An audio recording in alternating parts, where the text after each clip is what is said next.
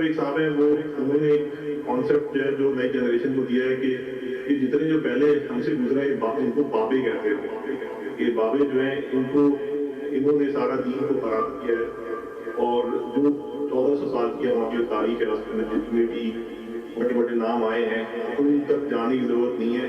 ان کا علم یا انہوں نے جو بھی تحقیق کی ان کی حد تک ہوگی, لیکن ہمیں تو ڈائریکٹ جو ہے وہ قرآن اور حدیث یہ دو الفاظ جو ہیں وہ آج کی جنریشن جو ہے ہر کوئی یہی استعمال کرتی ہے.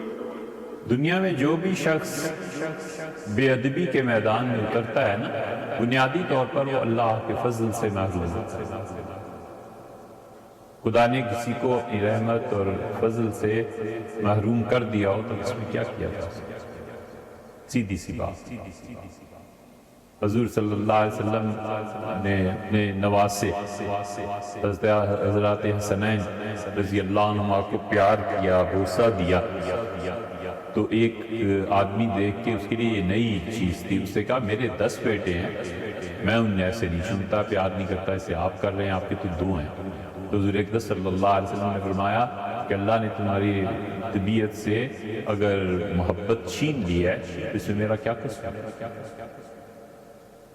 ہمیں نہیں معلوم کون بابے کہتا ہے اور کون کیا کہتا ہے, اور نہ کبھی سنا ہے. اگر آپ نے سنا ہے, آپ نے لوگوں کو آپ سکا ہیں, اس کی آپ کی نقل صحیح ہوگی.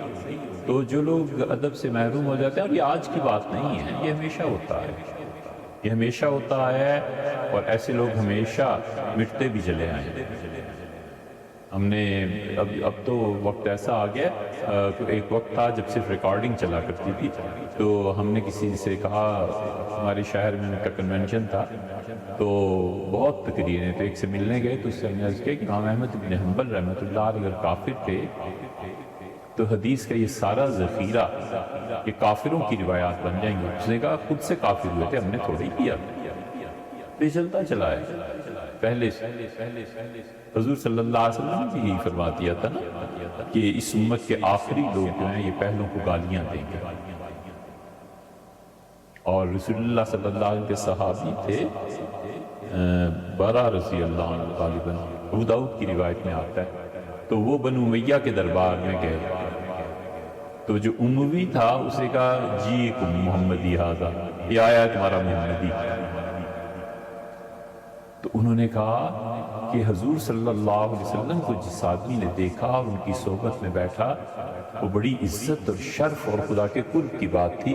مجھے نہیں معلوم تھا کہ ایسا وقت بھی آئے گا زندگی میں کہ ان کی صحبت میں بیٹھنے کی وجہ سے لوگ تانے دیں گے. اس دور میں بھی ایسے ہوتا ہے. جس شخص کو یا جن لوگوں کو اللہ تعالیٰ نے اپنے فضل سے محروم کر دیا ہو, کوئی کچھ نہیں کر سکتا. وہ اگر یہ سمجھتے ہیں کہ کتاب و سنت سے براہ راست ہدایت حاصل کرنی ہے تو قرآن کی ایک آیت کو حل کر لے. ہم 10 آیتیں پڑھ دیتے ہیں, اس کا کوئی جواب نہیں. یہ سارے بابے تھے نا. اللہ کہتا ہے وَلَثَّلَاثَةُ الَّذِينَ خُلِّفُوا, اور 3 وہ آدمی جو غزوہ تبوک میں پیچھے رہ گئے. اب یہ 3 آدمی کون تھے تو پھر بابے سے ملے گا بخاری میں, مسلم میں. یہ تو سارے بابے تھے, چھوڑو ان کو, تم خود بتاؤ 3 آدمی کون تھے. کوئی اور علم کا سورس تلاش کریں. ترمذی میں آیا استرسال آپ صلی اللہ علیہ وسلم مدینہ منورہ میں تھے, نہ کوئی سفر تھا, نہ بارش ہو رہی تھی, اور 5 وقت 5 نمازوں میں آپ گھر کے ساتھ مسجد نبویہ نہیں تشریف لائے. یہ تو سارے بابے ہیں, حل کر لو اس کو بھی. حدیث کا کہتے ہو تو حدیث میں تو یہ بھی آیا, اور حدیث میں تو یہ بھی آیا ہے کہ رسول اللہ صلی اللہ علیہ وسلم نے مردہ اونٹ یا اونٹنی کی چربی کو استعمال فرمانے کی اجازت دے دی تھی. اس کو بھی حل کر لو. خدا نے اپنی کتاب میں کہا کہ اگر تم قسم توڑو گے تو پھر تم روزے رکھو گے یا پھر صدقہ کرو گے. وہ روزے کتنے رکھنے ہیں, مسلسل رکھنے ہیں کہ الگ الگ کر کے رکھنے ہیں؟ ان بابوں کو نکال کر خود ہی اللہ سے پوچھ لو کہ اللہ کتنے روزے رکھنے ہیں. یہ فقط چکمے ہیں اور دوسروں کو گمراہ کرنے کی بات. کوئی شخص خدا کی کتاب کو بھی نہیں سمجھ سکتا جب تک کہ وہ امت کے پہلے قرن اور پہلے دور سے لے کے اب تک کے ان چیزوں کو نہ جانا. خدا کی کتاب نہیں سمجھ پا. اللہ تعالیٰ نے کئی جگہ پہ آیت کو اجمال میں چھوڑ دیا، تفصیل بیانی میں۔ اللہ تعالیٰ نے فرمایا کہ والوالدات یرضعن اولادہن حولین کاملین، اور تم میں سے جو عورتیں بچوں کو دودھ پلائیں، مائیں انہیں چاہیے کہ 2 سال تک دودھ پلائیں، اور تابعین کہتے تھے 2.5 سال تک۔ یہ 6 مہینے کا اضافہ نصف پہ انہوں نے کیا، کیسے کر دیا ہے؟ یہ ساری باتیں بڑا سنجیدہ اور ٹھوس علم حاصل کرنے سے آتی ہیں۔ آپ کے لیے یہ ضروری ہے، جو بھی بچے ان چیزوں کو سنتے ہیں، کہ آپ اپنے بزرگوں پہ اعتماد کو سیکھیں، ورنہ آپ کو کہنا پڑے گا کہ کتاب و سنت کے بعد ساری امت گمراہی پہ جمع ہو گئی۔ اور آپ اس سے بھی سوچیے بیٹے کہ جو چیز بے برکتی ہو جاتی ہے وہ چلتی نہیں۔ بڑی واضح مثال اس کی دیں، آپ تاریخ اٹھا کے دیکھیں کہ حجاج بن یوسف اور عبد الملک کے دور میں حرمین شریفین ایک مدت تک ان کے تابع نہیں ہوئے۔ حج ہوتا تھا، عمرہ ہوتا تھا، وہ کیسے ختم ہو سکتا تھا؟ اور عبداللہ ابن زبیر رضی اللہ عنہ 9 سال تک امیر المومنین رہے ہیں، اور مکہ مکرمہ دارالخلافہ تھا۔ اور عبداللہ ابن زبیر رضی اللہ عنہ کے کیا کہنے، وہ تو اتنے بڑے خطیب تھے کہ کافر ان کی تقریریں سن کے دیوانے ہو جاتے، اور وہ چونکہ مخالف تھے شدید بنو امیہ کے، تو ہر سال عرفات کے خطبے میں 3 خطبے حج میں ہوتے ہیں، تینوں خطبوں میں وہ بہت مذمت کرتے تھے ان امویوں کی حکومت کو۔ تو لوگ جب جاتے تھے تو ذہن لے کے جاتے تھے کہ اموی حکمران بہت ظالم،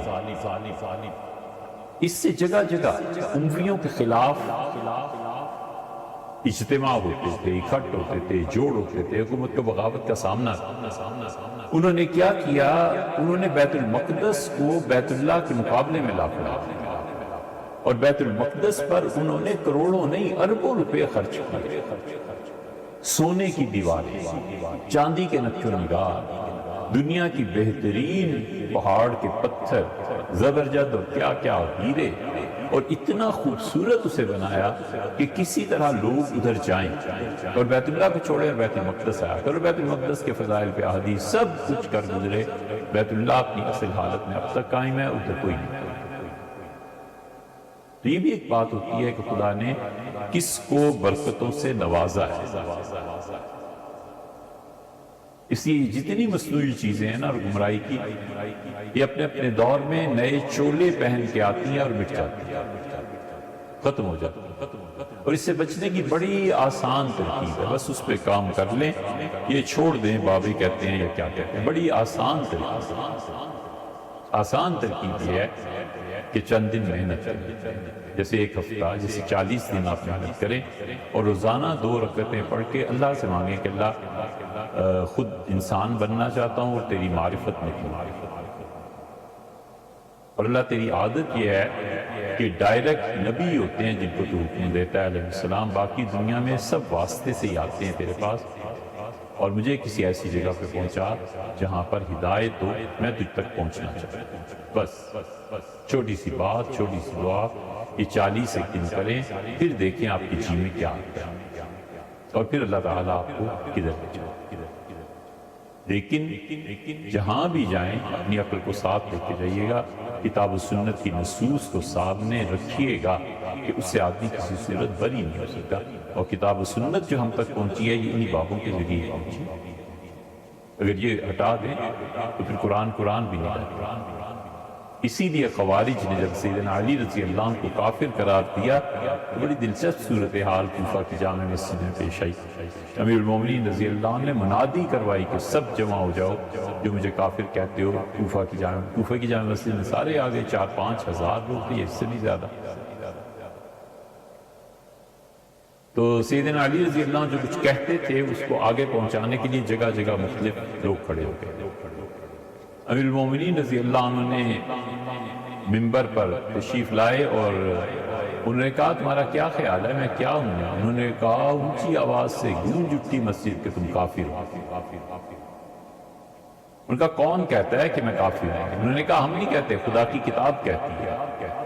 اس زمانے میں ہرن کی کھال اور لمبے لمبے پتے اور چوڑے کاغذوں پہ قرآن لکھا منگایا اور اس پہ ہاتھ مارا اور کہا حدث الناس، قرآن بتا پھر میں کافر ہوں۔ سب چپ۔ تھوڑی دیر بعد پھر فرمایا کہ قرآن بول میں کافر ہوں۔ ایسے کرتے رہے حتیٰ کہ مجمع نے کہا حضرت قرآن نہیں بولتا، یا کیا کر رہے ہیں؟ تو فرمایا اچھا تم کہتے تھے قرآن کہتا ہے میں کافر ہوں، تو میں نے کہا قرآن کو میں کہوں بول میں کافر ہوں۔ ان کا تم مجھے کافر کہتے ہو؟ یہ قرآن جس ہستی پہ نازل ہوا اور جو لوگ اس وقت موجود تھے اور اس کے بعد جو سلسلہ چلا اور اب تک وہ سارے کے سارے جنہوں نے وحی کی کیفیت اور نزول اور سب کچھ دیکھتا ہے، ان میں خدا کی قسم ایک بھی مجھے کافر نہیں کہتا۔ اور تم نہ اس وقت موجود تھے، نہ تم نے قرآن نازل ہوتے ہوئے دیکھا، نہ تم نے اس ہستی کو دیکھا جس پہ نازل ہوتا، اور تم اٹھ کے مجھے کافر کہہ رہے ہو۔ آپ کو معلوم ہے سیدنا علی رضی اللہ عنہ کے خلاف جب آئے تھے تو راستے میں نعرے لگاتے تھے لا حکم الا اللہ، اللہ کے علاوہ کسی کی نہیں مانیں گے، علی کی بھی نہیں، معاویہ کی بھی نہیں، کسی کی نہیں، اللہ کے علاوہ کسی کی مانیں گے نہیں۔ اور کہتے تھے روح الی الجنہ، چلو قرآن کی پیروی کر کے جنت پہنچے۔ فرق کیا ہے؟ وہ کہتے تھے اللہ کے علاوہ کسی کی نہیں مانیں گے، اور اب آپ کہتے ہیں کہ بابوں کو چھوڑ دو اور قرآن کی مانو، تو قرآن اور حدیث پڑھو گے کہاں سے یار؟ سمجھائے گا کون؟ وہ بھی تو کوئی آدمی ہوگا نا، تو 2 صدیوں بعد بابا ہو جائے گا۔ تو اس لیے ہم نے آپ کو محبت سے ایک مشورہ دیا ہے، آپ محنت کریں، خود محنت کریں۔ 40 ایک دن لگائے نا، ایک چلہ خود ہی 5 منٹ سے زیادہ کا کام نہیں ہے، اور دنیا اور آخرت دونوں زندگیاں اس پہ بیس کرتی ہیں۔